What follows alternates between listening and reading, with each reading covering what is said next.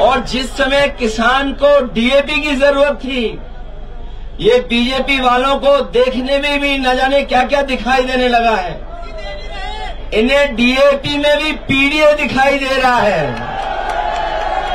इसलिए मैं आप सबसे निवेदन और अपील करने आया हूं कि ये चुनाव आने वाले समय में किसकी सरकार बने, उस सरकार का रुख तय करेगी।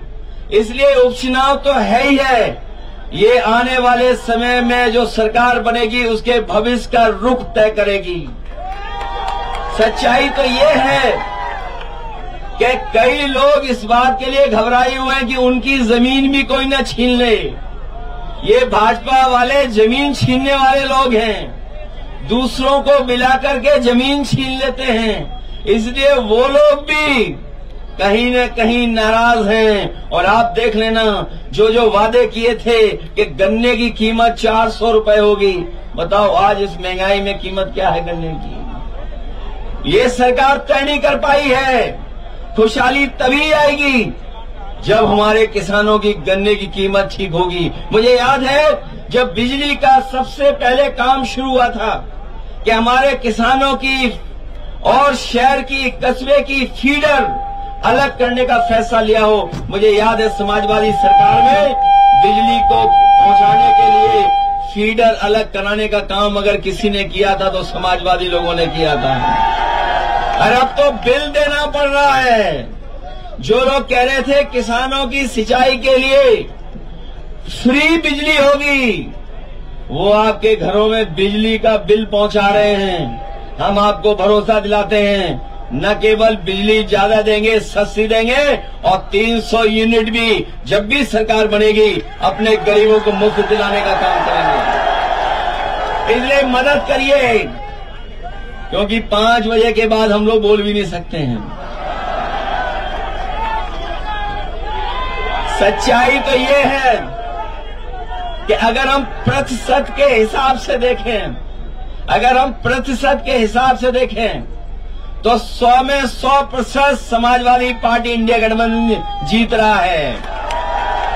और अगर गिनती के हिसाब से देखेंगे तो इस बार उपचुनाव में 9 की 9 सीटें इंडिया गठबंधन और समाजवादी पार्टी जीतने जा रहा है। जो लोग अपने नारे से, जो लोग नारों से समाज में बारूद की सुरंग खोद रहे हैं, वो याद रखें महाराष्ट्र के चुनाव के बाद उनकी कुर्सी के लिए भी उन्हीं के लोग सुरंग खोद रहे हैं।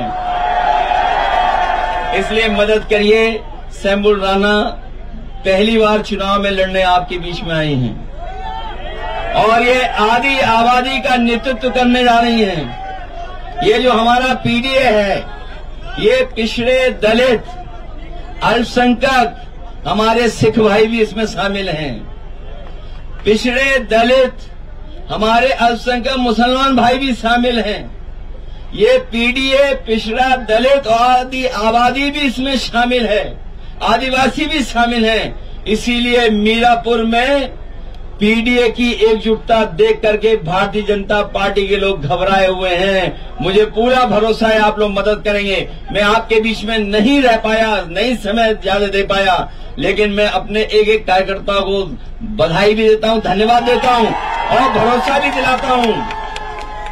भी दिलाता हूं कि चुनाव जीतने के बाद हमें पूरा दिन इन कार्यकर्ताओं के बीच में रहना पड़ेगा तो हम लोग रहेंगे, जिससे अपने कार्यकर्ताओं से मिलकर के उनका सम्मान करने का काम करें। इसलिए याद रखना, ये सरकार वो है न किसान का भला सोच रही, न नौजवानों को नौकरी रोजगार दे रही है। महंगाई कहां पहुंचा दी है। और जो लोग आरक्षण छीनने निकले हैं, तो इस बार आरक्षण जिनका छीना है वो लोग मिलकर के भारतीय जनता पार्टी के खिलाफ खड़े हुए दिखाई दे रहे हैं। मैं अपने प्रधान जी का भी धन्यवाद देता हूं। आ जाइए इधर भी प्रधान जी, ये तो हमारे विधायक थे, 200 वोट से रह गए। याद है कि नहीं याद है? ये जीते हुए थे, ये मुखिया गुजर, तो मैं कौन नहीं भूल रहा है। आइए मुखिया जी, बहुत बहुत धन्यवाद देना चाहता हूं।